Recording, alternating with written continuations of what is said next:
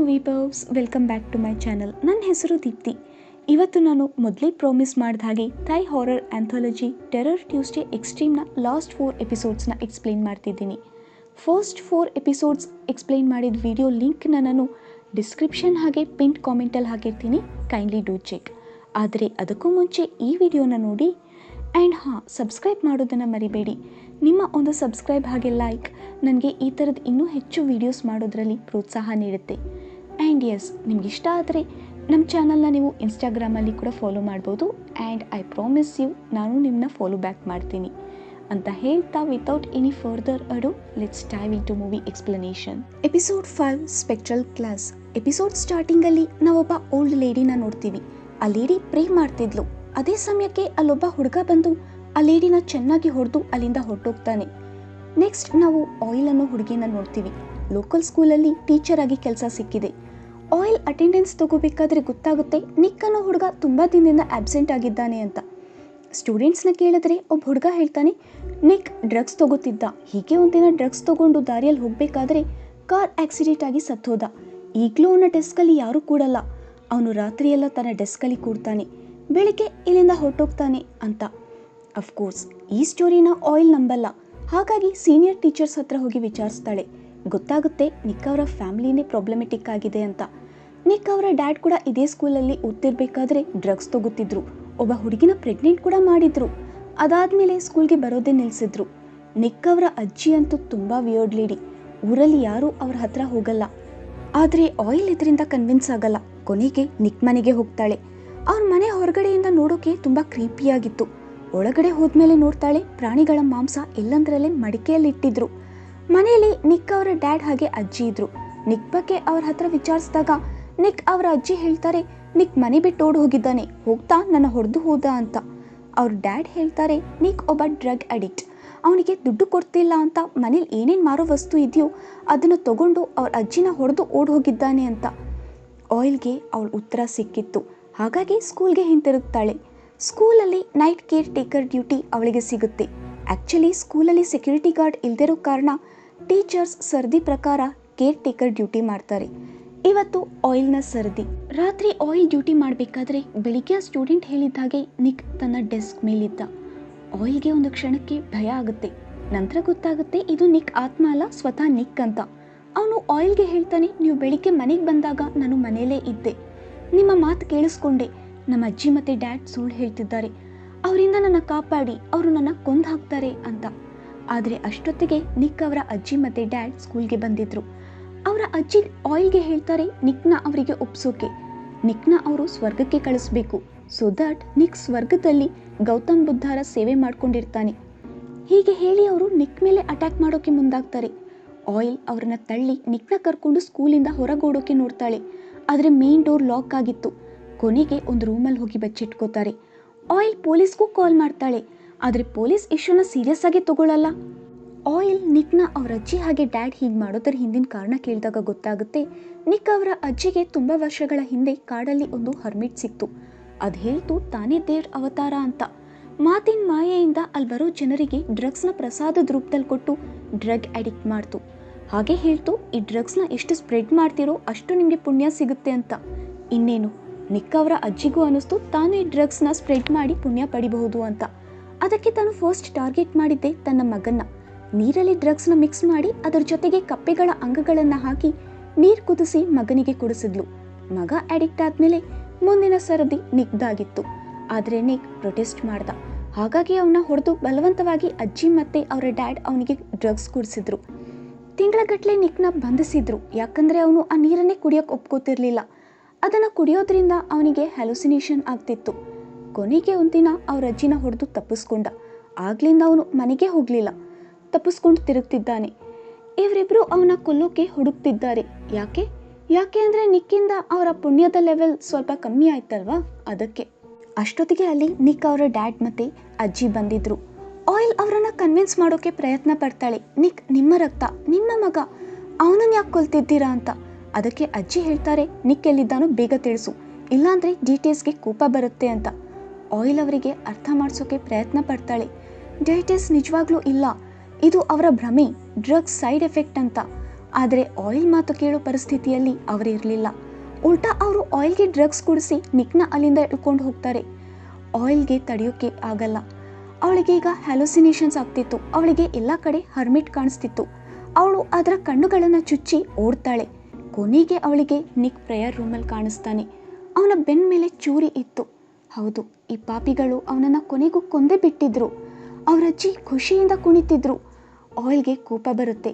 ಹಾಗೆ ಗಿಲ್ಟ್ ಕೂಡ, ಒಬ್ಬ ಚಿಕ್ಕ ಹುಡುಗನ ಕಾಪಾಡೋಕ್ಕಾಗಿಲ್ಲ ಅಂತ. ಅವಳು ಫಸ್ಟ್ ನಿಕ್ ಅವರ ಡ್ಯಾಡ್ನ ಸೆಡ್ಯೂಸ್ ಮಾಡಿ ಅವರ ಪ್ರೈವೇಟ್ ಪಾರ್ಟ್ನ ಕಟ್ ಮಾಡಿ ಸ್ಟ್ಯಾಬ್ ಮಾಡಿ ಕೊಲ್ತಾಳೆ. ಈಗ ಅಜ್ಜಿ ನಶೆ ಇಳಿದಿತ್ತು. ಅವರಿಗೆ ಹೆದರಿಕೆ ಆಗ್ತಿತ್ತು.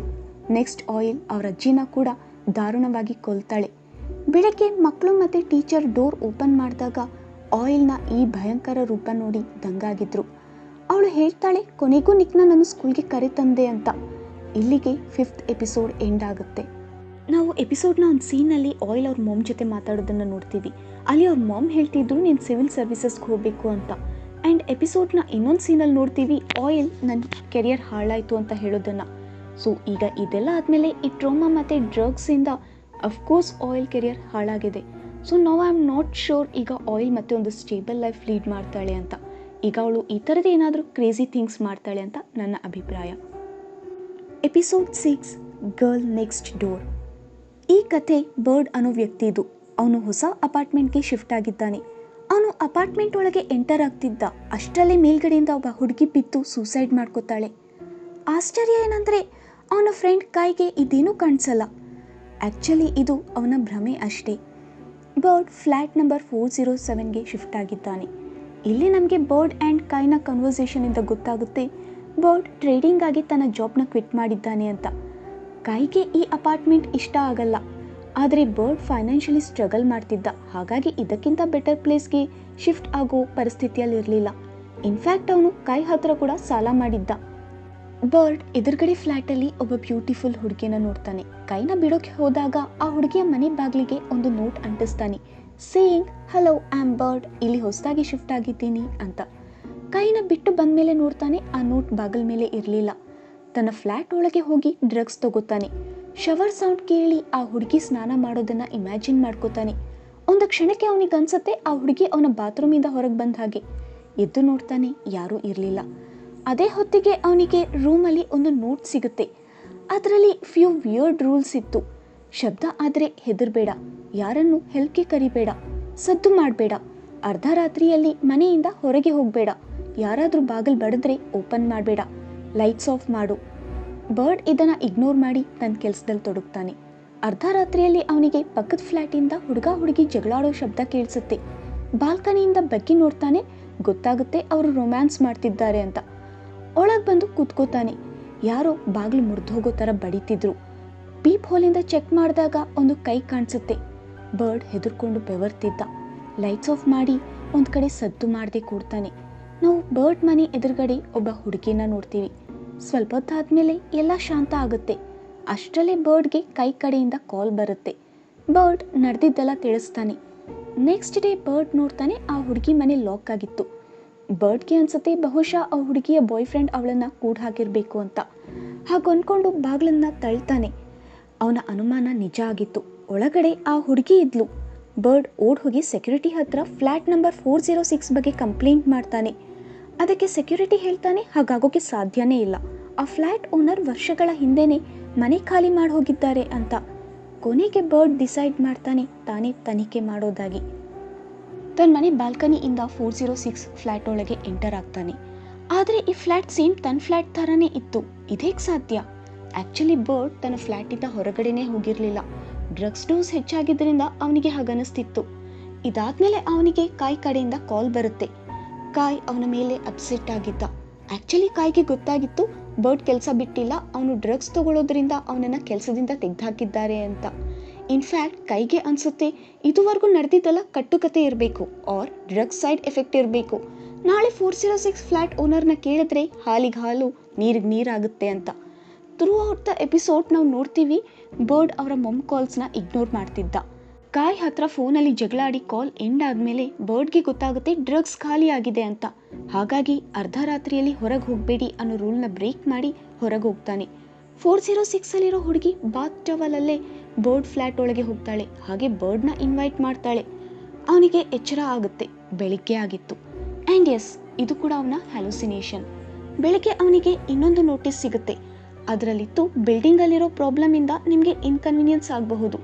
ನಿಮ್ಮ ಸೇಫ್ಟಿಗಾಗಿ ಸ್ಮೆಲ್ ಆರ್ ಹೀಟ್ನ ಸೋರ್ಸ್ನ ಹುಡುಕಬೇಡಿ. ನಿಮ್ಮ ರೂಮ್ ಒಳಗೆ ಇರಿ. ಜೋರಾದ ಶಬ್ದ ಕೇಳಿಸುತ್ತೆ, ಅದರಿಂದ ನಿಮ್ಮನ್ನು ನೀವು ಕಾಪಾಡಿಕೊಳ್ಳಿ. ಪ್ಲಂಬಿಂಗ್ ಸಿಸ್ಟಮ್ ಕೆಟ್ಟೋಗಿರೋದ್ರಿಂದ ನೀರು ಬಳಕೆ ಮಾಡಬೇಡಿ. ರೂಮಲ್ಲಿ ಬೇರೆಯವರು ಕಾಣಿಸಬಹುದು, ಅವ್ರ ಹತ್ರ ಐ ಕಾಂಟ್ಯಾಕ್ಟ್ ಅಥವಾ ಮಾತಾಡೋದು ಮಾಡಬೇಡಿ. ಪರಿಸ್ಥಿತಿ ನಿಯಂತ್ರಣಕ್ಕೆ ಬರೋವರೆಗೂ ರೂಮಲ್ಲೇ ಇರಿ. ಇದನ್ನೆಲ್ಲ ಓದಿ ಬರ್ಡ್ ತಲೆ ಕೆಡುತ್ತೆ. ಡೋರ್ ಓಪನ್ ಮಾಡೋಕ್ಕೆ ಟ್ರೈ ಮಾಡ್ತಾನೆ, ಆದರೆ ಡೋರ್ ಓಪನ್ ಆಗಲ್ಲ. ಫೋನಿಂದ ಕಾಲ್ ಮಾಡೋಣ ಅಂದರೆ ಫೋನ್ ಕೆಲಸ ಮಾಡ್ತಿರ್ಲಿಲ್ಲ. ಬಾಲ್ಕನಿಗೆ ಹೋಗಿ ಜೋರಾಗಿ ಕೂಗ್ತಾನೆ ಸಹಾಯಕ್ಕಾಗಿ, ಆದರೆ ಅವನ ವಾಯ್ಸ್ ಯಾರಿಗೂ ಕೇಳಿಸಲ್ಲ.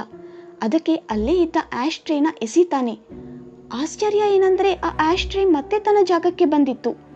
ಆ ಹುಡುಗಿ ಅಲ್ಲೇ ಅವನ ಪಕ್ಕದಲ್ಲಿ ಕೂತಿದ್ಲು. ಇನ್ನೊಂದು ಕಡೆ ಕಾಯ್ 406 ಮನೆ ಓನರ್ನ ಮೀಟ್ ಆಗಿ ಆ ಹುಡುಗಿ ಬಗ್ಗೆ ಅಲ್ಲಾಗ್ತಿರೋ ಪ್ಯಾರಾನಾರ್ಮಲ್ ಆಕ್ಟಿವಿಟೀಸ್ ಬಗ್ಗೆ ಕೇಳಿದಾಗ ಓನರ್ ಹೇಳ್ತಾರೆ, ಪ್ರಾಬ್ಲಮ್ ಇರೋದು ಫ್ಲ್ಯಾಟ್ ನಂಬರ್ 406ಅಲ್ಲ, 407 ಅಂತ. ಕೆಲವು ವರ್ಷಗಳ ಹಿಂದೆ ಈ ಓನರ್ ತನ್ನ ವೈಫ್ ಜೊತೆ 406 ವಾಸವಾಗಿದ್ರು. ಆಗ ಅವರ ಅಫೇರ್ 407 ಅಲ್ಲಿರೋ ಹುಡುಗಿ ಜೊತೆ ಇತ್ತು. ಒಂದಿನ ಅವರ ವೈಫ್ಗೆ ಇದ್ರ ಬಗ್ಗೆ ಗೊತ್ತಾಗುತ್ತೆ.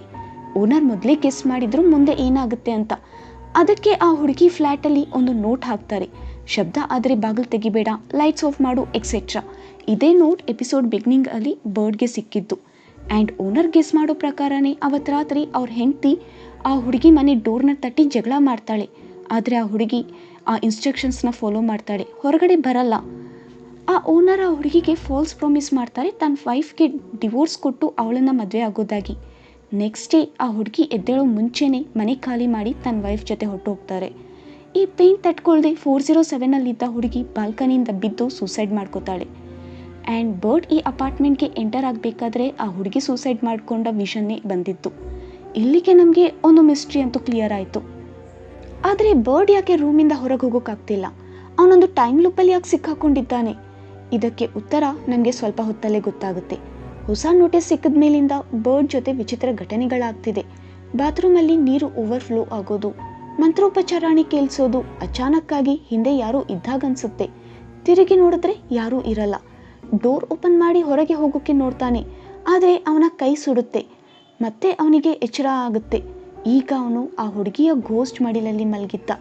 ಸುತ್ತಮುತ್ತ ಜೋರಾದ ಶಬ್ದ ಕೇಳಿಸ್ತಿತ್ತು. ಅವನಿಗೆ ತಟ್ಕೊಳ್ಳೋಕೆ ಆಗ್ತಿರ್ಲಿಲ್ಲ. ಎನಿ ಗೆಸ್ ಏನಾಗ್ತಿದೆ ಅಂತ? ಅವನ ಅಂತಿಮ ಸಂಸ್ಕಾರ. ಹೌದು, ಅವನು ಸತ್ತೋಗಿದ್ದಾನೆ. ಆ ನೋಟಿಸ್ ಅವನ ಆತ್ಮಕ್ಕೆ ಕಳಿಸಿದ್ದು. ಆ ನೋಟಿಸಲ್ಲಿದ್ದದನ್ನ ಗಮನ ಇಟ್ಟು ಓದಿದ್ರೆ ಅರ್ಥ ಆಗುತ್ತೆ, ಬಿಲ್ಡಿಂಗಲ್ಲಿ ತೊಂದರೆ ಆಗಿದೆ ಅಂದರೆ ದೇಹದಲ್ಲಿ. ಸ್ಮೆಲ್ ಆರ್ ಹೀಟ್ ಸೋರ್ಸ್ ಹುಡುಕ್ಬೇಡ, ಅಂದರೆ ಸೆನ್ಸಸ್ನ ಯೂಸ್ ಮಾಡಬೇಡ, ನಿನಗೆ ನೋವಾಗುತ್ತೆ. ಪ್ರಾಬಬ್ಲಿ ಇವನ ಬಾಡಿನ ದಹನ ಮಾಡ್ತಾರೆ ಅನಿಸುತ್ತೆ. ಜೋರಾದ ಶಬ್ದ ಕೇಳಿಸುತ್ತೆ, ಅಂದರೆ ಅವನ ಫ್ಯುನರಲಲ್ಲಿ ಆಗೋ ಮಂತ್ರೋಪಚಾರಣೆ ಹಾಗೆ ರಿಚುವಲ್ಸ್. ನೀರಿಂದ ದೂರ ಇರು, ಫ್ಯುನರಲಲ್ಲಿ ನೀರಿನ ರಿಚುವಲ್ನ ಡಿಪಿಕ್ಟ್ ಮಾಡುತ್ತೆ. ರೂಮ್ ಒಳಗೆ ಇರು, ಅಂದರೆ ಕ್ಯಾಸ್ಕೆಟ್, ಶವದ ಪೆಟ್ಟಿಗೆ.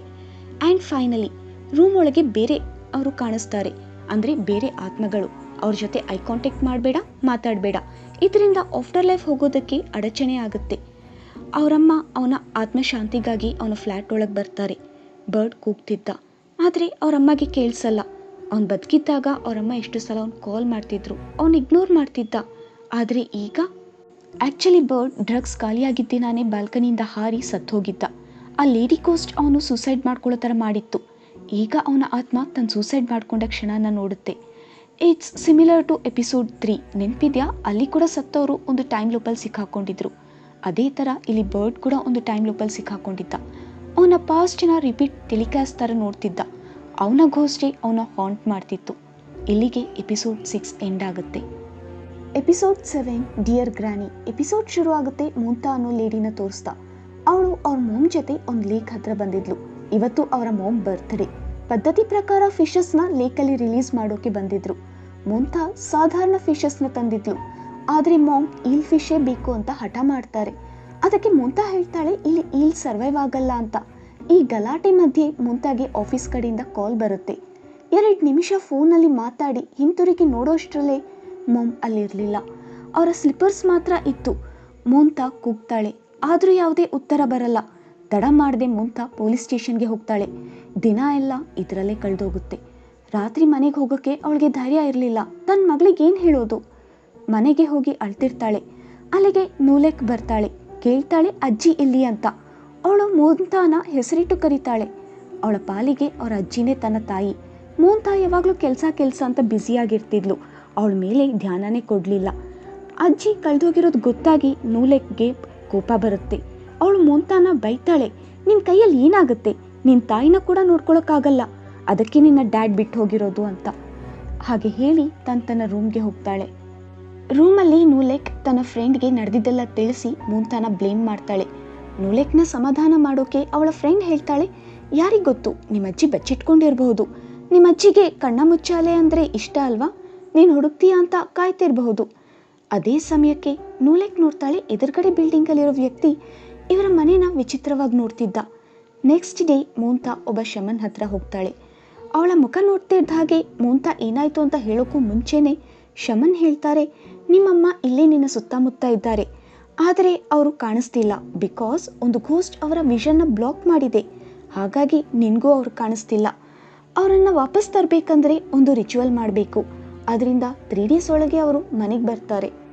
ಆ ರಿಚುವಲ್ ಏನಂದರೆ ಮೋಮ್ ಸ್ಲಿಪ್ಪರ್ಸ್ನ ಅವ್ರ ಫೋಟೋ ಜೊತೆಗೆ ಕಟ್ಟಬೇಕು. ಹಾಗೆ ಮನೆಗೆ ಹಿಂತಿರುಗಬೇಕಾದ್ರೆ ಅವ್ರ ಬಗ್ಗೆ ಮಾತ್ರ ಯೋಚಿಸಬೇಕು. ಒಂದು ಕ್ಷಣಕ್ಕೂ ಬೇರೆ ಕೈಯಲ್ಲಿ ಬಂದರೆ ಇವಿಲ್ ಎಂಟಿಟಿ ನಿಮ್ಮ ಮನೆಯೊಳಗೆ ಬರುತ್ತೆ. ಶಮನ್ ಹೇಳ್ದಾಗೆ ಮುಂತಾ ಮೋಮ್ ಸ್ಲಿಪ್ಪರ್ಸ್ನ ಅವ್ರ ಫೋಟೋ ಜೊತೆ ಕಟ್ತಾಳೆ. ಮನೆಗೆ ಹೋದ್ಮೇಲೆ ಅದನ್ನು ಮೋಮ್ ಹಾಸಿಗೆ ಮೇಲೆ ಇಡ್ತಾಳೆ. ಇದನ್ನು ನೋಡಿ ನೂಲೆಕ್ ತನ್ನ ಫ್ರೆಂಡ್ಗೆ ಹೇಳ್ತಾಳೆ, ನಮ್ಮಮ್ಮನ ಹುಚ್ಚಾಟ ಹೆಚ್ಚಾಗ್ತಿದೆ. ಈ ಥರ ಯಾರಾದರೂ ಹಿಂತಿರುಗಿ ಬರ್ತಾರಾ? ನನಗೆ ನ್ಯೂ ಮೋಮ್ ಬೇಕು ಅಂತ. ಚಾಟಿಂಗ್ ಮಧ್ಯದಲ್ಲಿ ಅವಳು ವಿಂಡೋಯಿಂದ ಹೊರಗೆ ನೋಡ್ತಾಳೆ. ಅವಳ ನೇಬರ್ ಇವತ್ತು ಕೂಡ ಇವರ ಮನೆಯೇ ನೋಡ್ತಿದ್ದ. ಆ ರಿಚುವಲ್ ಮಾಡಿ 2 ದಿನ ಕಳೆದಿತ್ತು. ಆದರೆ ಇನ್ನೂ ಗ್ರ್ಯಾನಿ ಬರೋ ಸೂಚನೆಯೇ ಇರಲಿಲ್ಲ. ಈ ಕಡೆ ಮುಂತಾ ತುಂಬ ರೆಸ್ಟ್ಲೆಸ್ ಆಗಿದ್ಲು. 3rd ನೈಟ್ ಜೋರಾಗಿ ಮಳೆ ಬರ್ತಿತ್ತು. ನೂಲೆಕ್ ಚಾಟಿಂಗಲ್ಲಿ ಬ್ಯುಸಿ ಇದ್ಲು. ಹೊರಗೆ ನಾಯಿಗಳು ಅಳ್ತಿತ್ತು. ಕಿಟಕಿಯಿಂದ ಏನಾಗಿದೆ ಅಂತ ಬಗ್ಗಿ ಹೊರಗೆ ನೋಡ್ತಾಳೆ. ಆ್ಯಸ್ ಯೂಶ್ವಲ್ ನೇಬರ್ ಇವರ ಮನೆಯ ಮೇಲೇ ಕಣ್ಣಿಟ್ಟಿದ್ದ. ಜೊತೆಗೆ ಅವಳು ನೋಡ್ತಾಳೆ ಯಾರ್ದೋ ಹೆಜ್ಜೆ ಗುರ್ತನ್ನ. ಗ್ರ್ಯಾನಿ ಮನೆಗೆ ಹಿಂತಿರುಗಿ ಬಂದಿದ್ರು. ಮುಂತಾ ಅವ್ರ ಸೇವೆ ಮಾಡ್ತಾಳೆ. ಕೇಳ್ತಾಳೆ ಎಲ್ಲಿ ಹೋಗಿದ್ರಿ ಅಂತ. ಅದಕ್ಕೆ ಗ್ರ್ಯಾನಿ ಹೇಳ್ತಾರೆ, ನೀನೇ ನನ್ನ ಬಿಟ್ಟು ಬಂದಿದ್ದು, ನನಗೀಗ ಅಷ್ಟು ದೂರದಿಂದ ನಡ್ಕೊಂಡು ಮನೆಗೆ ಬರಬೇಕಾಯ್ತು ಅಂತ. ನೂಲೆಕ್ಗೆ ಅವ್ರ ಅಜ್ಜಿ ನೋಡಿ ತುಂಬ ಖುಷಿಯಾಗುತ್ತೆ. ಈಗ ಡಿಸ್ಟರ್ಬ್ ಮಾಡೋದು ಬೇಡ ಅಂತ ತನ್ನ ರೂಮ್ಗೆ ಹೊರಟೋಗ್ತಾಳೆ. ನೆಕ್ಸ್ಟ್ ಮಾರ್ನಿಂಗ್ ಮುಂತಾ ಆಫೀಸ್ಗೆ ಹೋಗಿದ್ಲು. ನೂಲೆಕ್ ನಿದ್ದೆ ಏನೋ ಶಬ್ದದಿಂದ ಕೆಡುತ್ತೆ. ಗೊತ್ತಾಗುತ್ತೆ ಇದು ತನ್ನ ಗ್ರ್ಯಾನಿ ರೂಮಿಂದ ಬರ್ತಿದೆ ಅಂತ. ಹೋಗಿ ಚೆಕ್ ಮಾಡ್ತಾಳೆ. ಒಂದು ಕಪ್ ಗ್ರ್ಯಾನಿ ಮಂಚದ ಕಾಲಿಗೆ ತಗಲ್ತಿತ್ತು. ನೋಡಿದರೆ ಅದರ ಕೆಳಗಡೆ ಒಂದು ಹಲ್ಲಿ ಸಿಕ್ಕಾಕೊಂಡಿತ್ತು. ಅದನ್ನು ಹೊರಗೆ ಹಾಕೋಕೆ ಹೋಗ್ತಾಳೆ. ಅದು ಅವಳ ಮೇಲೇ ಏರುತ್ತೆ. ಅದನ್ನು ಕೆಡವಿ ಭಯದಿಂದ ಅದನ್ನು ತುಳಿದು ಕೊಲ್ತಾಳೆ. ನೇಬರ್ ಇದನ್ನೆಲ್ಲ ಇವರ ಮನೆ ಕಿಟಕಿ ಹತ್ತಿರ ನಿಂತು ನೋಡ್ತಿದ್ದ. ಅದನ್ನು ನೂಲೆಕ್ ನೋಟಿಸ್ ಮಾಡಲ್ಲ. ಹಲ್ಲಿನ ಕೊಂದು ಅಸಹ್ಯ ಮತ್ತು ಭಯದಿಂದ ಬೆಡ್ ಮೇಲೆ ಬೆಡ್ಶೀಟ್ ಹೊತ್ಕೊಂಡು ಮಲಗ್ತಾಳೆ. ಬೆಡ್ಶೀಟ್ ಒಳಗೆ ಅವಳಿಗೆ ಗ್ರ್ಯಾನಿ ಥರ ಇರೋ ದೆವ್ವ ಕಾಣಿಸುತ್ತೆ. ಹೆದರ್ಕೊಂಡು ಬೆಡ್ ಮೇಲಿಂದ ಹಾರಿ ಮೂಲೆಯಲ್ಲಿ ಹೋಗಿ ಬೆಚ್ಚಿಟ್ಕೋತಾಳೆ. ಬೆಡ್ಶೀಟ್ ಒಳಗಡೆಯಿಂದ ಒಂದು ಆಕಾರ ಎದ್ದು ಕೂಡುತ್ತೆ. ನೂಲೆಕ್ ಕೊನೆಗೆ ಧೈರ್ಯ ಮಾಡಿ ಬೆಡ್ಶೀಟ್ ತೆಗಿತಾಳೆ. ನೋಡಿದ್ರೆ ಒಳಗಡೆ ಗ್ರ್ಯಾನಿ ಇದ್ರು. ನೂಲೆಕ್ ಅವರನ್ನು ಹಗ್ ಮಾಡ್ಕೋತಾಳೆ.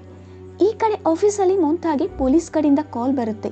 ಹೇಳ್ತಾರೆ ಅವರಿಗೆ ಗ್ರ್ಯಾನಿ ಡೆಡ್ ಬಾಡಿ ಸಿಕ್ಕಿದೆ ಅಂತ. ಇದು ಹೇಗೆ ಸಾಧ್ಯ? ಗ್ರ್ಯಾನಿ ಸತ್ತು ಹೋಗಿದ್ರೆ ಮನೆಗೆ ಬಂದವ್ರು ಯಾರು? ಆ ಶಮನ್ ಹೇಳಿರೋ ಥರ ಯಾವುದಾದ್ರೂ ಇವಿಲ್ ಎಂಟಿಟಿ ಬಂದಿಲ್ಲ ತಾನೇ? ಈ ಕಡೆ ಮನೆಯಲ್ಲಿ ಗ್ರ್ಯಾನಿಯ ಇವಿಲ್ ರೂಪ ಹೊರಗೆ ಬಂದಿತ್ತು. ಅವರು ನ್ಯೂಲೆಕ್ಗೆ ಫೋರ್ಸ್ ಮಾಡ್ತಾರೆ ತನ್ನ ಜೊತೆ ಹೈಡ್ ಆ್ಯಂಡ್ ಸೀಕ್ ಆಡೋಕೆ. ಗೇಮ್ ರೂಲ್ಸ್ ಏನಂದರೆ ನ್ಯೂಲೆಕ್ ಗ್ರ್ಯಾನಿಗೆ ಸಿಗದಿರೋ ಹಾಗೆ ಬಚ್ಚಿಟ್ಕೋಬೇಕು. ಇನ್ ಕೇಸ್ ಸಿಕ್ಕಿದ್ರೆ ಪ್ರತಿ ಸಲ ಅವಳು ಸಿಕ್ಕಿದಾಗ ಒಂದು ಕಿವಿ, ಇನ್ನೊಂದು ಸಲ ಇನ್ನೊಂದು ಕಿವಿ, ಕಣ್ಣುಗಳು, ಮೂಗು, ಕೊನೆಗೆ ಕತ್ತು ಸೀಳಿ ಅವಳ ಪ್ರಾಣ ತೆಗಿತಾರೆ. ಆಟ ಶುರುವಾಗುತ್ತೆ. ಗ್ರ್ಯಾನಿಯಿಂದ ಬೆಚ್ಚಿಟ್ಕೊಳ್ಳೋದು ಕಷ್ಟ. ಗ್ರ್ಯಾನಿ ಅವಳನ್ನು ತುಂಬ ಈಸಿಯಾಗಿ ಹುಡುಕ್ತಾರೆ. ಸಿಕ್ಕಾಕೊಂಡ್ಮೇಲೆ ಗೇಮ್ ರೂಲ್ ಪ್ರಕಾರ ಅವಳ ಕಿವಿನ ಕತ್ತರಿಸ್ತಾರೆ. ಮತ್ತೆ ಆಟ ಶುರುವಾಗುತ್ತೆ. ಈ ಸಲ ನ್ಯೂಲೆಕ್ ತಲೆ ಉಪಯೋಗಿಸಿ ಬಾತ್ರೂಮ್ ಒಳಗೆ ಹೋಗಿ ಬಚ್ಚಿಟ್ಕೋತಾಳೆ. ಬಾತ್ರೂಮ್ ಕಿಟಕಿ ಗ್ಲಾಸ್ನ ಹೊಡೆದು ಹೊರಗೆ ಹೋಗ್ತಾಳೆ. ಕಿಟಕಿಯಿಂದ ಹೊರಗೆ ಹೋಗಬೇಕಾದ್ರೆ ಗಾಜಿನ ಚೂರು ಅವಳಿಗೆ ಚುಚ್ಕೊಳ್ಳುತ್ತೆ. ಅದನ್ನು ಕೇರ್ ಮಾಡದೆ ಹೊರಗೋಡ್ತಾಳೆ. ಅವಳಿಗನ್ಸಿತ್ತು ಹೊರಗೆ ಹೋದರೆ ಎಲ್ಲ ಸರಿ ಹೋಗುತ್ತೆ ಅಂತ. ಆದರೆ ಗ್ರ್ಯಾನಿ ಅವಳನ್ನು ದಾರಿಯಲ್ಲೂ ಅಟ್ಟಾಡಿಸ್ಕೊಂಡು ಹೋಗ್ತಾರೆ, ಅವಳನ್ನ ಕೊಲ್ಲೋಕೆ. ಅವರನ್ನು ತಪ್ಪಿಸ್ಕೊಂಡು ಹೋಗಬೇಕಾದ್ರೆ ಅವಳು ನೋಡಲ್ಲ, ಎದುರುಗಡೆಯಿಂದ ಒಂದು ಕಾರ್ ಫುಲ್ ಸ್ಪೀಡಾಗಿ ಬರ್ತಿತ್ತು. ಅದು ಅವಳನ್ನು ಗುದ್ಕೊಂಡು ಹೋಗುತ್ತೆ. ಆ ಕಾರಿಂದ ಮೋಂತಾ ಹೊರಗಡೆ ಬರ್ತಾಳೆ. ಅಲ್ಲಿ ಬಿದ್ದಿದ್ದ ಒಂದು ಪೇರ್ ಆಫ್ ಶೂಸ್ನ ಎತ್ಕೋತಾಳೆ. ಅದರಲ್ಲಿ ನ್ಯೂಲೆಕ್ ಫೋಟೋ ಇತ್ತು. ಡೈರೆಕ್ಟರ್ ಈ ಸೀನ್ ಮುಖಾಂತರ ಪ್ರೇಕ್ಷಕರಿಗೆ ನ್ಯೂಲೆಕ್ ಸಾವಿನ ಬಗ್ಗೆ ತಿಳಿಸೋ ಪ್ರಯತ್ನ ಮಾಡಿದ್ದಾರೆ. ಮೋಂತಾ ಮತ್ತೆ ನ್ಯೂಲೆಕ್ ಜಗಳ ಆಡಿದ ದಿನ ನ್ಯೂಲೆಕ್ ಮನೆಯಿಂದ ಓಡ್ ಹೋದ್ಲು. ದಾರಿಯಲ್ಲಿ ಆಕ್ಸಿಡೆಂಟ್ ಆಗಿ ಸತ್ತೋದ್ಲು. ಅದಕ್ಕೆ ಎದುರುಗಡೆ ಮನೆಯಲ್ಲಿದ್ದ ವ್ಯಕ್ತಿ ಯಾವಾಗಲೂ ಇವ್ರ ಮನೆಯೇ ನೋಡ್ತಿದ್ದ. ಈ ಮನೆಯಲ್ಲಿ ಮೋಂತಾ ಒಬ್ಬಳೇ ಇರ್ತಾಳೆ. ಆದರೆ ಅವಳಿಗನ್ಸುತ್ತೆ ಗ್ರ್ಯಾನಿ ಮತ್ತೆ ನ್ಯೂಲೆಕ್ ಕೂಡ ಇದ್ದ ಹಾಗೆ. ಆ ಎದುರುಗಡೆ ಮನೆ ವ್ಯಕ್ತಿಗೆ ಇದು ಗೊತ್ತಿತ್ತು. ಹಾಗಾಗಿ ಅವನು ಇವ್ರ ಮನೆ ಎದುರುಗಡೆ ವಿಡಿಯೋ ಮಾಡಿ ಸೋಷಿಯಲ್ ಮೀಡಿಯಾದಲ್ಲಿ ಅಪ್ಲೋಡ್ ಮಾಡ್ತಿದ್ದ. ಹಾಗೆ ಅವತ್ತು ಕೂಡ ಮಾಡಬೇಕಾದ್ರೆ ಅವನ ಕಂಪ್ಯೂಟರ್ ಸ್ಕ್ರೀನ್ ಮೇಲೆ ನ್ಯೂಲೆಕ್ ಮತ್ತು ಗ್ರ್ಯಾನಿ ರಿಫ್ಲೆಕ್ಷನ್ ಕಾಣಿಸುತ್ತೆ. ಅದು ಅವನ ಕತ್ತನ್ನು ಸೀಳಿ ಕೊಲ್ಲುತ್ತೆ. ಇಲ್ಲಿಗೆ ಈ ಎಪಿಸೋಡ್ ಎಂಡ್ ಆಗುತ್ತೆ. ಐನೋ ಎಂಡಿಂಗ್ ಒಂದು ಪಜಲ್ ಥರ ಇದೆ ಅಂತ. ಮೋಂತಾ ಮಾಡಿರೋ ರಿಚುವಲಿಂದ ಗ್ರ್ಯಾನಿ ಸ್ಪಿರಿಟ್ ಏನೋ ಹಿಂತಿರುಗಿ ಬಂದಿತ್ತು. ಆದರೆ ಈ ಸಲ ಅದು ಈವಿಲ್ ಸ್ಪಿರಿಟ್ ಆಗಿತ್ತು. ಸೇಮ್ ವಿತ್ ನ್ಯೂಲೆಕ್, ಅವಳ ಸ್ಪಿರಿಟ್ ಕೂಡ ಹಿಂತಿರುಗಿ ಬಂದಿತ್ತು. ಆದರೆ ಅದು ಕೂಡ ಈವಿಲ್ ಆಗಿತ್ತು. ಹಾಗೆ ಯಾಕಾಯಿತು? ಅಕಾರ್ಡಿಂಗ್ ಟು ಥಾಯ್ ಕಲ್ಚರ್, ಸತ್ತವರನ್ನು ನೀವು ಮತ್ತೆ ಕರೆದ್ರೆ ಅವರು ಹಿಂತಿರುಗಿ ಬಂದಾಗ ಅದೇ ಫಾರ್ಮಲ್ಲಿ ಬರಲ್ಲ, ಈವಿಲ್ ಫಾರ್ಮಲ್ಲಿ ಬರ್ತಾರೆ. ಹಾಗಾಗಿ ಯಾರು ತೀರ್ಕೊಂಡಿದ್ದಾರೋ ಅವರನ್ನು ಶಾಂತವಾಗಿ ಇರೋಕೆ ಬಿಡಬೇಕು ಆ್ಯಂಡ್ ಲೈಫಲ್ಲಿ ಮೂವ್ ಆನ್ ಆಗಬೇಕು. 8th episode viral ಕರ್ಸ್.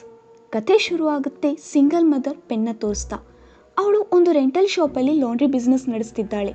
ಶಾಪ್ ಮೇಲೆ ಚಿಕ್ಕ ರೂಮಲ್ಲಿ ತನ್ನ ಮಗಳು ಕಾಯು ಜೊತೆ ಇರ್ತಾಳೆ. ಹಗಲು ರಾತ್ರಿ ದುಡಿದ್ರೂ ಖರ್ಚಿಗೆ ದುಡ್ಡು ಸಾಲ್ತಿಲ್ಲ. ಅವಳಿಗೆ ತನ್ನ ಮಗಳನ್ನ ಒಂದು ದೊಡ್ಡ ಸ್ಕೂಲಲ್ಲಿ ಓದಿಸ್ಬೇಕನ್ನೋ ಆಸೆ. ರಾತ್ರಿ ಕೆಲಸ ಮಾಡ್ತಾ ಪೆನ್ ಮೊಬೈಲ್ ಅಲ್ಲಿ ಟೆರರ್ ಟ್ಯೂಸ್ಡೇ ಶೋ ಕೇಳ್ತಿದ್ಲು. ಆ ಶೋ ಅಲ್ಲಿ ಒಬ್ಬ ಹುಡುಗಿ ತನ್ನ ಫ್ರೆಂಡ್ ಕತೆ ಹೇಳ್ತಿದ್ಲು. ಆ ಹುಡುಗಿಯ ಫ್ರೆಂಡ್ ಕೂಡ ಒಬ್ಬ ಸಿಂಗಲ್ ಮದರ್. ಒಂದಿನ ತನ್ನ ಮಗಳನ್ನ ಕರ್ಕೊಂಡು ಜಾತ್ರೆಗೆ ಹೋಗ್ತಾಳೆ. ಅಲ್ಲಿ ಅವರ ಮಗಳು ಆಟಾಡ್ತಾ ನದಿಯಲ್ಲಿ ಬಿದ್ದುಬಿಡ್ತಾಳೆ. ಎಷ್ಟು ಬೇಡ್ಕೊಂಡ್ರು ಯಾರೂ ಹೆಲ್ಪ್ ಮಾಡೋಕೆ ಮುಂದಾಗಲ್ಲ. ಕೊನೆಗೆ ತಾನೇ ನೀರಲ್ಲಿ ಹಾರಿದ್ಲು. ಅಷ್ಟೊತ್ತಿಗೆ ಆ ಚಿಕ್ಕ ಹುಡುಗಿ ಸತ್ತೋಗಿದ್ಲು. ಮಾಮ್ ಅವಳ ಶವನ ಹಿಡ್ಕೊಂಡು ಅಳ್ತಾ ಹೇಳಿದ್ಲು, ನನ್ನ ಮಗಳನ್ನ ಘೋಸ್ಟ್ ತಗೊಂಡು ಹೋಯ್ತು ಅಂತ. ಶೋ ಅಲ್ಲಿ ಆ ಹುಡುಗಿ ಈ ಲೈನ್ ಹೇಳಿದ್ಮೇಲೆ ವಿಡಿಯೋ ಸ್ಟಕ್ ಆಗುತ್ತೆ. ಪೆನ್ ಮೊಬೈಲ್ ಸ್ಕ್ರೀನ್ನ ಟ್ಯಾಪ್ ಮಾಡಿದ್ಮೇಲೆ ಮತ್ತೆ ವಿಡಿಯೋ ರೆಸ್ಯೂಮ್ ಆಗುತ್ತೆ. ಮುಂದೆ ಆ ಹುಡುಗಿ ಹೇಳ್ತಾಳೆ, ಆ ಚಿಕ್ಕ ಹುಡುಗಿ ಸಾಯೋ ಮುಂಚೆ ವಿಚಿತ್ರವಾಗಿ ಆಡ್ತಿದ್ಲು. ಹೇಳ್ತಿದ್ಲು ನನ್ನ ಅಕ್ಕನ ಜೊತೆ ಆಡ್ತಿದ್ದೀನಿ ಅಂತ. ಇನ್ ರಿಯಾಲಿಟಿ ಅವಳಿಗೆ ಯಾವ ಸಿಬ್ಲಿಂಗ್ಸ್ ಇರಲಿಲ್ಲ. ಪೆನ್ ಆ ಕಥೆನ ತುಂಬ ಗಂಭೀರವಾಗಿ ಕೇಳ್ತಿದ್ಲು. ಅಚಾನಕ್ಕಾಗಿ ಮೊಬೈಲ್ ಆಫ್ ಆಗುತ್ತೆ. ಸ್ಕ್ರೀನ್ ಮೇಲೆ ತನ್ನ ರಿಫ್ಲೆಕ್ಷನ್ ಜೊತೆ ಬೇರೆ ಯಾರ್ದೋ ರಿಫ್ಲೆಕ್ಷನ್ ಕೂಡ ಕಾಣಿಸುತ್ತೆ. ತಿರುಗಿ ನೋಡಿದ್ರೆ ಯಾರೂ ಇರಲಿಲ್ಲ. ಅದೇ ಸಮಯಕ್ಕೆ ಆ ಶಾಪ್ನ ಓನರ್ ಅಲ್ಲಿಗೆ ಬರ್ತಾರೆ ರೆಂಟ್ ಕೇಳೋಕೆ. ಪೆನ್ ಫ್ಯೂ ವೀಕ್ಸ್ ಟೈಮ್ ಕೊಡೋಕೆ ರಿಕ್ವೆಸ್ಟ್ ಮಾಡ್ತಾಳೆ. ಅವರು 2 ವೀಕ್ಸ್ ಟೈಮ್ ಕೊಡ್ತೀನಿ, ಪೇ ಮಾಡಿಲ್ಲ ಅಂದರೆ ಹೊರಗೆ ಹಾಕ್ತೀನಿ ಅಂತ ವಾರ್ನ್ ಮಾಡಿ ಅಲ್ಲಿಂದ ಹೊರಟೋಗ್ತಾರೆ. ಅವರು ಹೋದ್ಮೇಲೆ ಪೆನ್ ಲೈಟ್ ಆಫ್ ಮಾಡಿ ಮೇಲೆ ರೂಮ್ಗೆ ಹೋಗ್ತಾಳೆ. ನಾವು ಶಾಪಲ್ಲಿ ಯಾರನ್ನೋ ನೋಡ್ತೀವಿ. ನೆಕ್ಸ್ಟ್ ಡೇ ಸ್ಕೂಲ್ನ ಹೆಡ್ ಮಾಸ್ಟರ್ ಕಾಯು ಅವರ ಮನೆ ಚೆಕ್ ಮಾಡೋಕೆ ಬಂದಿದ್ರು. ಇದು ತಿಳ್ಕೊಳ್ಳೋಕೆ ಇವರಿಗೆ ಸರಿಯಾದ ಸಮಯಕ್ಕೆ ಫೀಸ್ ಕಟ್ಟೋಕ್ಕೆ ಆಗುತ್ತಾ ಆಗಲ್ವಾ ಅಂತ. ಮೇಲಿನ ರೂಮ್ ನೋಡ್ದೇನೆ ಇವರ ಪರಿಸ್ಥಿತಿ ಅವರಿಗೆ ಅರ್ಥ ಆಗಿತ್ತು. ಹಾಗಾಗಿ ಅಲ್ಲಿಂದ ಹೊರಡಬೇಕಾದ್ರೆ ಪೆನ್ಗೆ ಹೇಳ್ತಾರೆ ಕಾಯುನ ಯಾವುದಾದ್ರೂ ಸಾಧಾರಣ ಸ್ಕೂಲ್ಗೆ ಸೇರಿಸೋಕೆ. ಕಾಯು ಅವರ ಮಮ್ಗೆ ಲಾಂಡ್ರಿಯಲ್ಲಿ ಹೆಲ್ಪ್ ಮಾಡ್ತಿದ್ಲು. ಅವಳಿಗೆ ಒಬ್ಬ ಕಸ್ಟಮರ್ನ ಬಟ್ಟೆಗಳ ಮಧ್ಯೆ ಒಂದು ಗೋಲ್ಡ್ ಚೈನ್ ಸಿಗುತ್ತೆ. ಪೆನ್ ಅದನ್ನು ಎತ್ತಿರ್ತಾಳೆ, ನಂತರ ಕಸ್ಟಮರ್ಗೆ ರಿಟರ್ನ್ ಮಾಡೋಕೆ. ಅದಾದಮೇಲೆ ಕಾಯುಗೆ ಸ್ನಾನ ಮಾಡಿಸ್ತಾಳೆ. ಬಟ್ಟೆ ಹಾಕಬೇಕಾದ್ರೆ ಕಾಯು ಹೇಳ್ತಾಳೆ ಈ ಟೀ ಶರ್ಟ್ ಚಿಕ್ಕದಾಗಿದೆ ಅಂತ. ಎಷ್ಟೇ ಮಾಡಿದ್ರೂ ಒಂದಲ್ಲ ಇನ್ನೊಂದು ಕಡೆಯಿಂದ ಹೊಸ ಖರ್ಚು ಹುಟ್ಕೊಳ್ತಿದೆ. ಇದಾದ್ಮೇಲೆ ಪೆನ್ ತನ್ನ ಫ್ರೆಂಡ್ಸ್ ಜೊತೆ ಡಿನ್ನರ್ಗೆ ಹೋಗ್ತಾಳೆ. ನೋಡ್ತೀವಿ ತನ್ನ ಎಲ್ಲ ಫ್ರೆಂಡ್ಸ್ ರಿಚ್, ಅವರೆಲ್ಲ ತಮ್ಮ ಲೈಫ್ನ ತುಂಬ ಎಂಜಾಯ್ ಮಾಡ್ತಿದ್ದಾರೆ. ಎಲ್ಲರೂ ಪೆನ್ಗೆ ಅಡ್ವೈಸ್ ಮಾಡ್ತಾರೆ, ಕಾಯುನ ಬೋರ್ಡ್ ಸ್ಕೂಲ್ಗೆ ಸೇರಿಸಿ ನೀನು ಬೇರೆ ಜಾಬ್ ಹುಡ್ಕೋ, ವರ್ಲ್ಡ್ ಟೂರ್ಗೆ ಹೋಗು, ಎಂಜಾಯ್ ಮಾಡು, ಮಗಳಲ್ಲದೆ ನಿಂದು ಒಂದು ಲೈಫ್ ಇದೆ, ಅದನ್ನು ಮರಿಬೇಡ ಅಂತ. ಪೆನ್ ಎಷ್ಟೇ ಇಗ್ನೋರ್ ಮಾಡಿದ್ರೂ ಅವಳ ತಲೆಯಲ್ಲಿ ಇದು ಅಚ್ಚಳಿಯದೆ ಕೂತ್ಕೊಂಡ್ಬಿಡ್ತು. ಮನೆಗೆ ಹಿಂತಿರುಗಿದ ಮೇಲೆ ಅವಳು ನೋಡ್ತಾಳೆ ಮೆಷಿನ್ ಆನ್ ಆಗಿತ್ತು. ಅದನ್ನು ಆಫ್ ಮಾಡಿ ಮೇಲೆ ಹೋಗ್ತಾಳೆ. ರೂಫ್ ಇಂದ ನೀರು ಸೋರ್ತಿತ್ತು. ಕಾಯು ಬೆಡ್ ಮೇಲೆ ಬ್ಲ್ಯಾಂಕೆಟ್ ಹೊತ್ಕೊಂಡು ಮಲಗಿದ್ಲು. ಪೆನ್ ಅವಳನ್ನು ಎಬ್ಸೋಕೆ ಹೋಗ್ತಾಳೆ. ಕೈ ಒದ್ದೆ ಆಗುತ್ತೆ. ನೋಡಿದ್ರೆ ಬ್ಲ್ಯಾಂಕೆಟ್ ಒಳಗಡೆ ಇರೋದು ಕಾಯು ಅಲ್ಲ, ಘೋಸ್ಟ್. ಆ ಘೋಸ್ಟ್ ಪೆನ್ ಹತ್ರ ನಿಧಾನವಾಗಿ ಬರ್ತಿತ್ತು. ಅಷ್ಟೊತ್ತಿಗೆ ಕಾಯು ಬಾತ್ರೂಮಿಂದ ಹೊರಗೆ ಬಂದು ಲೈಟ್ ಆನ್ ಮಾಡ್ತಾಳೆ. ಲೈಟ್ ಆನ್ ಆಗಿದ್ದೆ ಆ ದೆವ್ವ ಕೂಡ ಅಲ್ಲಿಂದ ಮಾಯ ಆಗಿತ್ತು. ಪೆನ್ ತಾನು ಸಮಾಧಾನ ಮಾಡಿಕೊಂಡು ಕಾಯುನ ಕೇಳ್ತಾಳೆ ಬೋರ್ಡಿಂಗ್ ಸ್ಕೂಲ್ಗೆ ಹೋಗ್ತೀಯಾ ಅಂತ. ಅದಕ್ಕೆ ಕಾಯು ಮುಖ ಸಪ್ಪೆ ಮಾಡಿಕೊಂಡು ಇಲ್ಲ ನನಗೆ ಅಲ್ಲಿ ಭಯ ಆಗುತ್ತೆ ಅಂತಾಳೆ. ಪೆನ್ ಹೇಳ್ತಾಳೆ ಹೆದರ್ಬೇಡ, ನಾನು ಜೋಕ್ ಮಾಡ್ತಿದ್ದೆ ಅಂತ. ಜೋಕಲ್ಲ, ಟ್ರಯಲ್ ಮಾಡ್ತಿದ್ಲು. ಹೋಗ್ತೀನಿ ಅಂದರೆ ಬೋರ್ಡಿಂಗ್ಗೆ ಹಾಕೋಕೆ. ನಿಧಾನವಾಗಿ ತನ್ನ ಫ್ರೆಂಡ್ಸ್ನ ಅಡ್ವೈಸ್ ಪರಿಣಾಮ ಬೀರ್ತಿತ್ತು. ಆಮೇಲೆ ಕಾಯುನ ಕೇಳ್ತಾಳೆ ಇವತ್ತೇನೇನು ಮಾಡಿದೆ ಅಂತ. ಅದಕ್ಕೆ ಆ ಪುಟ್ಟ ಹುಡುಗಿ ಹೇಳ್ತಾಳೆ, ಓದ್ದೆ, ಟಿವಿ ನೋಡಿದೆ, ಊಟ ಮಾಡಿದೆ, ಆಮೇಲೆ ನನ್ನ ಅಕ್ಕನ ಜೊತೆ ಆಟ ಆಡಿದೆ. ಅಕ್ಕ ಎದುರುಗಡೆ ಮನೆಯಲ್ಲೇ ಇರ್ತಾಳೆ. ಕಾಯು ಅವಳ ಡ್ರಾಯಿಂಗ್ ಕೂಡ ಮಾಡಿದ್ಲು. ಬೆಳಗ್ಗೆ ಸ್ಕೂಲ್ ಅಡ್ಮಿಷನ್ ಮಾಡಿಸೋಕೆ ದುಡ್ಡಿರಲಿಲ್ಲ. ಹಾಗಾಗಿ ಪೆನ್ ಆ ಕಸ್ಟಮರ್ನ ಗೋಲ್ಡ್ ಚೈನ್ನ ಮಾರಿ ಅಡ್ಮಿಷನ್ ಮಾಡಿಸ್ತಾಳೆ. ಯೂನಿಫಾರ್ಮ್ ತಗೋತಾಳೆ, ಆದರೆ ಪ್ಲಸ್ ಸೈಜ್ದು. ಹಾಗೆ ರೆಂಟ್ ಕೂಡ ಪೇ ಮಾಡ್ತಾಳೆ.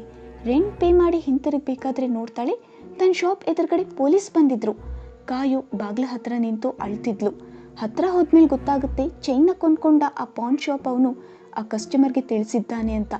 ಆ ಕಸ್ಟಮರ್ ಪೆನ್ಗೆ ಧಮಕಿ ಹಾಕ್ತಾಳೆ, 2 ದಿನದಲ್ಲಿ ದುಡ್ಡು ಹಿಂತಿರುಗಿಸ್ಲಿಲ್ಲ ಅಂದರೆ ಪೊಲೀಸ್ ಕಂಪ್ಲೇಂಟ್ ಮಾಡ್ತೀನಿ ಅಂತ. ಕಾಯು ಪೆನ್ನ ಹಿಡ್ಕೊಂಡು ಅಳ್ತಿದ್ಲು. ಎಲ್ಲರೂ ತನ್ನನ್ನೇ ನೋಡ್ತಿದ್ರು. ಮರ್ಯಾದೆ 1 ನಿಮಿಷದಲ್ಲಿ ಮಣ್ಣು ಪಾಲಾಗಿತ್ತು. 2 ದಿನದಲ್ಲಿ ಅಷ್ಟೊಂದು ದುಡ್ಡು ಎಲ್ಲಿಂದ ತರೋದು? ಹಾಗಂತ ಜೈಲ್ಗೆ ಹೋದರೆ ಕಾಯುನ ಯಾರು ನೋಡ್ಕೋತಾರೆ? ಕೊನೆಗೆ ಪೆನ್ ಡಿಸೈಡ್ ಮಾಡ್ತಾಳೆ ಓಡ್ ಹೋಗೋಕ್ಕೆ. ಪ್ಯಾಕ್ ಮಾಡಬೇಕಾದ್ರೆ ಕಾಯು ಕ್ವೆಶನ್ಸ್ ಮೇಲೆ ಕ್ವೆಶನ್ ಕೇಳಿ ಇರಿಟೇಟ್ ಮಾಡ್ತಿದ್ಲು. ಹಾಗಾಗಿ ಬಾತ್ ಟಬ್ ಟ್ಯಾಪ್ ಆನ್ ಮಾಡಿ ಕಾಯುಗೆ ಸ್ನಾನ ಮಾಡೋಕೆ ಹೇಳ್ತಾಳೆ. ಸ್ವಲ್ಪ ಹೊತ್ತಾದ್ಮೇಲೆ ನೀರಿನ ಶಬ್ದ ಕೇಳಿಸಲ್ಲ. ಪೆನ್ ಒಳಗೆ ಹೋಗಿ ಚೆಕ್ ಮಾಡ್ತಾಳೆ. ಕಾಯು ಬಾತ್ ಟಬ್ಬಲ್ಲಿ ಇರಲಿಲ್ಲ. ಪೆನ್ ಕಣ್ಣು ಎದುರುಗಡೆ ಮನೆ ಕಿಟಕಿ ಹತ್ರ ಹೋಗುತ್ತೆ. ಆ ದೆವ್ವ ಕಾಯುನ ಹಿಡ್ಕೊಂಡಿತ್ತು. ಪೆನ್ ತಡ ಮಾಡದೆ ಆ ಬಿಲ್ಡಿಂಗ್ ಒಳಗೆ ಹೋಗ್ತಾಳೆ. ಒಳಗೆ ಹೋದ್ಮೇಲೆ ಇನ್ನೊಂದು ಶಾಕ್ ಕಾದಿತ್ತು. ಆ ಬಿಲ್ಡಿಂಗ್ ಸೇಮ್ ತನ್ನ ಬಿಲ್ಡಿಂಗ್ ಥರನೇ ಇತ್ತು. ಅಲ್ಲಿ ಕಾಯುನ ಡ್ರಾಯಿಂಗ್ ಕೂಡ ಕಾಣಿಸುತ್ತೆ. ಬಾತ್ ಟಬ್ಬಿಂದ ನೀರು ತುಂಬಿ ಹರಿತಿತ್ತು. ಆದರೆ ಅಲ್ಲೂ ಕಾಯು ಇರಲಿಲ್ಲ. ಅಷ್ಟೊತ್ತಿಗೆ ಅವಳಿಗೆ ಏನೋ ಹೊಳೆಯುತ್ತೆ. ಮತ್ತೆ ಮನೆಗೆ ಬಂದು ಇನ್ನೊಂದ್ಸಲ ಬಾತ್ ಟಬ್ಬಲ್ಲಿ ನೋಡ್ತಾಳೆ. ಕಾಯು ನೀರಲ್ಲಿ ಮುಳುಗಿ ಸತ್ತು ಹೋಗಿದ್ಲು. ಪೆನ್ಗೆ ದುಃಖ ತಟ್ಕೊಳ್ಳೋಕ್ಕೆ ಆಗಲ್ಲ. ತನ್ನ ಮಗಳು ಬಿಟ್ಟರೆ ತನ್ಗಂತ ಈ ಪ್ರಪಂಚದಲ್ಲಿ ಯಾರೂ ಇಲ್ಲ. ಅದೇ ಸಮಯಕ್ಕೆ ಆ ದೆವ್ವ ಅಲ್ಲಿಗೆ ಬರುತ್ತೆ. ಅದು ಪೆನ್ ರೂಪ ತಾಳಿತ್ತು. ಈಗ ಪೆನ್ ಕೂಡ ಅದೇ ಹೇಳ್ತಾಳೆ, ನನ್ನ ಮಗಳನ್ನ ಭೂತ ಎತ್ಕೊಂಡು ಹೋಯ್ತು ಅಂತ. ಗಮನ ಇಟ್ಟು ಈ ಎಪಿಸೋಡ್ನ ನೋಡಿದ್ರೆ ಅರ್ಥ ಆಗುತ್ತೆ ಪೆನ್ನೇ ತನ್ನ ಮಗಳನ್ನ ನೀರಲ್ಲಿ ಮುಳುಗಿಸಿ ಕೊಂದ್ಲು ಅಂತ. ಹೇಳ್ತಾರಲ್ವಾ ಮತಿ ಸ್ಥೀಮಿತ ಇರಲಿಲ್ಲ ಅಂತ. ಹಾಗೆ ಮೊದಲೇ ಫ್ರಸ್ಟ್ರೇಟ್ ಆಗಿದ್ಲು. ಜೊತೆಗೆ ತನ್ನ ಫ್ರೆಂಡ್ಸ್ ಹೇಳಿದ ಮಾತುಗಳು ತಲೆಯಲ್ಲಿ ಓಡ್ತಿತ್ತು. ಬೆಳಿಗ್ಗೆ ಆದ ಅವಮಾನ ಇದರಿಂದ ಹೇಗೆ ಡೀಲ್ ಮಾಡಬೇಕೋ ಗೊತ್ತಾಗ್ತಿರ್ಲಿಲ್ಲ. ಅಂಥದ್ರಲ್ಲಿ ಕಾಯು ಪ್ರಶ್ನೆ ಮೇಲೆ ಪ್ರಶ್ನೆ ಕೇಳ್ತಿದ್ಲು. ಅದಲ್ಲದೆ ತಲೆಯಲ್ಲಿ ಇನ್ನೊಂದು ವಿಷಯನೂ ಓಡ್ತಿತ್ತು. ಇಲ್ಲಿಂದ ಓಡ್ ಹೋದ್ರೂ ಕಾಯುಗೆ ತಾನು ಒಳ್ಳೆ ಫ್ಯೂಚರ್ ಅಂತೂ ಕೊಡೋಕ್ಕಾಗಲ್ಲ. ಈ ಎಲ್ಲ ಎಮೋಷನ್ಸಿಂದ ಒಂದು ತಪ್ಪು ಮಾಡಿಬಿಟ್ಲು. ಈಗ ಅದನ್ನು ಸರಿ ಮಾಡೋಕ್ಕಾಗಲ್ಲ. ಮುಂದೆ ಗೊತ್ತಾಗುತ್ತೆ ಓನರ್ ಪೆನ್ನ ಮನೆಯಿಂದ ಹೊರಗಡೆ ಹಾಕಿದ್ದಾಳೆ ಅಂತ. ಎಲ್ಲರಿಗೂ ಅನಿಸುತ್ತೆ ಕಾಯು ನೀರಲ್ಲಿ ಮುಳುಗಿ ಸತ್ತೋಗಿದ್ದಾಳೆ ಅಂತ. ಎಪಿಸೋಡ್ ಎಂಡಿಂಗಲ್ಲಿ ಪೆನ್ ತನ್ನ ಸ್ಟೋರಿನ ಟೆರರ್ ಟ್ಯೂಸ್ಡೇ ಎಪಿಸೋಡಲ್ಲಿ ಹೇಳ್ತಿದ್ಲು. ಇದನ್ನು ಆ ಮನೆ ಓನರ್ ಕೂಡ ಕೇಳ್ತಿದ್ಲು. ಆ್ಯಂಡ್ ಗೆಸ್ ವಾಟ್, ಇವರು ಕೂಡ ಸಿಂಗಲ್ ಪೇರೆಂಟೇ. ಹಾಗಾದರೆ ಈ ಕರ್ಸ್ ಇವರಿಗೆ ಪಾಸ್ ಆಗುತ್ತಾ? ಇಲ್ಲ. ಇಲ್ಲಿ ಭೂತ ಇವರ ಮನಸ್ಥಿತಿ. ಇದು ಒಂದು ಸೈಕಾಲಜಿಕಲ್ ಎಪಿಸೋಡ್. ನಾನು ಮೊದಲೇ ಹೇಳಿರೋ ಥರ ಇದು ಅವರ ಮನಸ್ಥಿತಿಯ ಕನ್ನಡಿ ಆಗಿತ್ತು. ಅವರ ಸ್ಟ್ರೆಸ್, ಅವರ ಎಮೋಷನ್ಸಿಂದ ಅವ್ರು ಮಾಡ್ತಿರೋ ತಪ್ಪನ್ನು ಅದು ತೋರಿಸ್ತಿತ್ತು ಅಷ್ಟೇ. ಇಲ್ಲಿಗೆ ಎಲ್ಲ ಎಪಿಸೋಡ್ಸ್ ಎಂಡ್ ಆಗುತ್ತೆ. ನಿಮಗೆ ಈ ಲಾಸ್ಟ್ 4 ಎಪಿಸೋಡ್ಸಲ್ಲಿ ಯಾವ್ದು ಇಷ್ಟ ಆಯಿತು ಕಾಮೆಂಟಲ್ಲಿ ತಿಳಿಸಿ. ನನಗಂತೂ ಎಲ್ಲನೂ ಇಷ್ಟ ಆಯಿತು. ಮತ್ತೆ ಸಿಗೋಣ. ಅಲ್ಲಿವರೆಗೂ ಜೋಪಾನ. ಬಾಯ್.